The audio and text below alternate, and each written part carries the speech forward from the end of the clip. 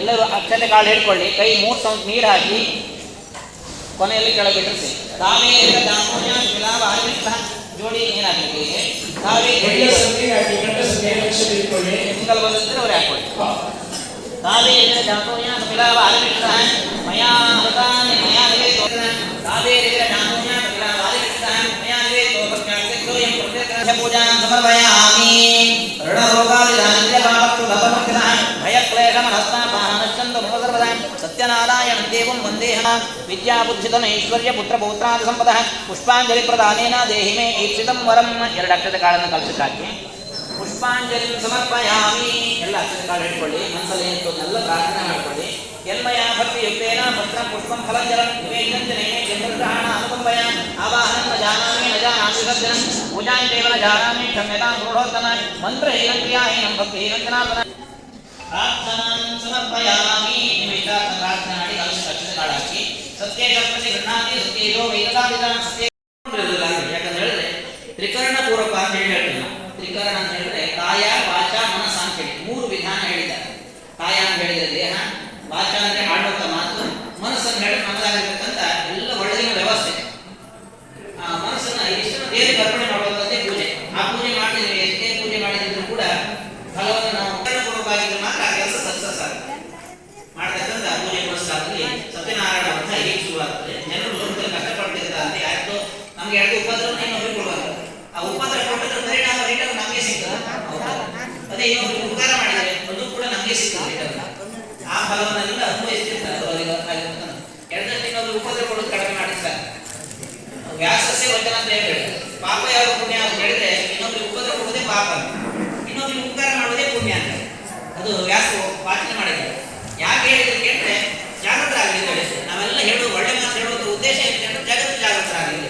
ಇಲ್ಲಿ ನಮ್ಮ ಗೊತ್ತಿದ್ದು ಸುಮ್ಮನೆ ನಾವು ಮುಚ್ಚಿಟ್ಕೊಂಡು ಗಮ್ಮತ್ತು ನಮ್ಮ ಮಾತ್ರ ಜಾಗ್ರತೆ ಮಾಡ್ಕೊಂಡಿರ್ಬೋದು. ಆದರೆ ಸಭೆಯಲ್ಲೋ ಸಿಕ್ಕಲ್ಲೋ ಒಳ್ಳೆ ಮಾತನ್ನು ಯಾಕೆ ಹೇಳಬೇಕಂದ್ರೆ ಅದು ನಾವು ಹೇಳಿದ್ರಿಂದ ಲೋಕಕ್ಕೆ ಒಳ್ಳೇದಾಗಲಿ ಅನ್ನೋ ಉದ್ದೇಶ ಇರಬೇಕು. ಪರೋಪಕಾರ ಪುಣ್ಯಾಯ ಪಾಪಾಯ ಪರಪೀಡನ ಅಂತ ಹೇಳುವಂಥದ್ದು ಇನ್ನೊಬ್ಬರಿಗೆ ಉಪಕಾರ ಮಾಡೋದು ಪುಣ್ಯ, ಇನ್ನೊಬ್ರಿಗೆ ಉಪದ್ರ ಕೊಡುವಂಥದ್ದೇ ಪಾಪ ಅನ್ನುವಂಥದ್ದು ಅದರ ಅರ್ಥ. ಹಾಗೆ ನಾರದ ಉವಾಚ ಇಷ್ಟು ಮಾಡಿದ್ಮೇಲೆ ನಾರದ ಕೇಳ್ತಾರೆ.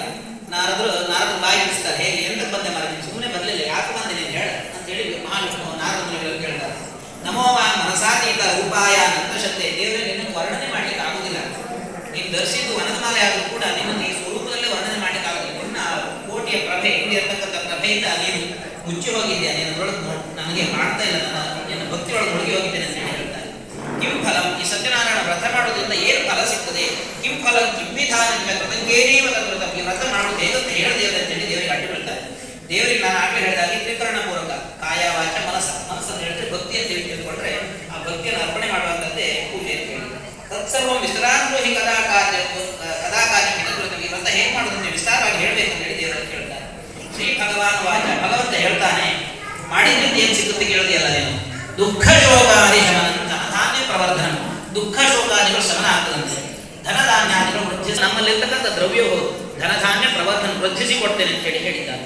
ಸೌಭಾಗ್ಯಂ ಸಂತತಿಕರಂ ಸರ್ವತ್ರ ವಿಜಯಪುರಂ. ಸೌಭಾಗ್ಯಾದಿಗಳನ್ನು ಕೊಡ್ತೀವಿ. ಯಾಕಂತ ಹೇಳಿದ್ರೆ ಕೆಲವು ವ್ಯವಸ್ಥೆ ನಮ್ಮ ಹತ್ರ ಇಲ್ಲ ಅಂತ ಹೇಳಿ ಆದರೆ ಅಸೌಭಾಗ್ಯ ಅಂತ ಹೇಳೋದು. ನಮ್ಗೆ ಬೇಕಾದ ವ್ಯವಸ್ಥೆ ಇಲ್ಲ ಅಂತ ಹೇಳಿ ಅಂತ ಅಸೌಭಾಗ್ಯದಿಂದ ವಂಚಿತನಾಗದ ಹಾಗೆ ನಾನು ನೋಡ್ಕೊಳ್ತೇನೆ ಅಂತ ಹೇಳಿ ಹೇಳಿದ್ದಾರೆ. ಸರ್ವತ್ರ ವಿಜಯಪುರಂ, ಎಲ್ಲ ಕಡೆಯಲ್ಲೂ ಕೂಡ ಜಯ ಕೊಡ್ತೇನೆ ಅಂತ ಹೇಳಿದೆ. ಜಯ ಅಂತ ಹೇಳಿದ್ರೆ ಒಬ್ಬರತ್ರ ಸಮಾನ ಉಳ್ಳಿಕೊಂಡು ಅಥವಾ ಗಲಾಟೆ ಮಾಡ್ಕೊಂಡು ಗೆಲ್ಲುವುದು ಮಾತ್ರ ಜಯ ಅಂತ ಹೇಳಿ ನಾವು ಮಾಡ್ತಕ್ಕಂಥ ಮಾಡೋದು. ಸತ್ಯನಾರಾಯಣ ವ್ರತಕ್ಕೆ ಒಂದು ಸತ್ಯ ಕಾರಣ ಅಷ್ಟೊಂದು ಬಳಕೆ ಕಾಣಬೇಕಂತ ಹೇಳಿಲ್ಲ. ಯಸ್ಮಿನ್ ಕಸ್ಮಿನ್ ದಿನೇ ಮತ್ತು ಭಕ್ತಿ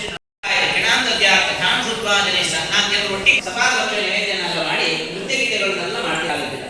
ಸಭಾಗಮ ನೃತ್ಯ ಗೀತಾದಿ ಪೂರ್ಣ ಫಲಗಳಾಗಿದೆ. ಪೂರ್ವಕ ಮತ್ತೆ ಹೇಳಿರ್ತಕ್ಕಂಥ 3 ವಾಕ್ಯ ಅರ್ಪಣೆ ಆಗಿದೆ. ಕಾಯ ವಾಚ ಮನಸ್ಸ ವಿಶೇಷ ಕಲಿಯುವುದೇ ಭೂಕಾಯೋಸ್ತಿ ಭೂಕೈ. ಈ ಕಲಿಯುಗದಲ್ಲಿ ವಿಶೇಷ ಫಲ ಕೊಡ್ತದೆ. ಸೂತ ಉವಾಚ, ಕೆಲವೊಂದು ಮನೆಯಲ್ಲಿ ಏನಾದ್ರು ಪೂಜೆ ಅಲ್ಲಿ ಭಕ್ತಿ ಶ್ರದ್ಧೆ ಮಾತ್ರ ಅರ್ಪಣೆ ಮಾಡುತ್ತೆ. ನಮ್ಮ ಹೋಗಿ ಹೀಗೆ ಯಾವುದು ಯೋಚನೆ ಬರ್ತದೆ, ದೇವರು ಮಾತ್ರ ಕಾಣಬೇಕು. ಏವಂ ಕೃತೆ ಮನುಷ್ಯಾಣ ವಾಂಛಾಸಿದ್ಧಿರ ಭವೇದಿನ ವಿಶೇಷ ಕಲಿಯುಗೆ ಲಘುಪಾಯ. ಸುಲಭದ ಕೆಲಸ ಅಂದ್ರೆ ಸಣ್ಣ ರೀತಿಯಲ್ಲಿ ಕೂಡ ಹೇಳಿದ್ದಾರೆ. ಸೂತ ಉವಾಚ ಅಥಾನ ಸಂಪ್ರಕ್ಷಾನ ಕೃತಯ್ಯೇನ ಪುರಾತಿಜ ಕಾಶಿ ಮುಂದೆ ಕಾಶಿ ಕಥೆ ಇತ್ಯಾದಿ ಸುಮಾರು ಕಥೆಗಳೆಲ್ಲ ಬರ್ತದೆ. ಒಂದು ನವೀನ ಕಥೆ ಬರ್ತದೆ. ನವೀನ ಕಥೆ ವ್ಯವಸ್ಥೆ ಹೊಂದಿರತಕ್ಕಂಥ ರಾಮಾಯಣದಲ್ಲಿ ರಾಮ ಸೀತೆಯನ್ನು ಕರ್ಕೊಂಡು ಬರುವಾಗ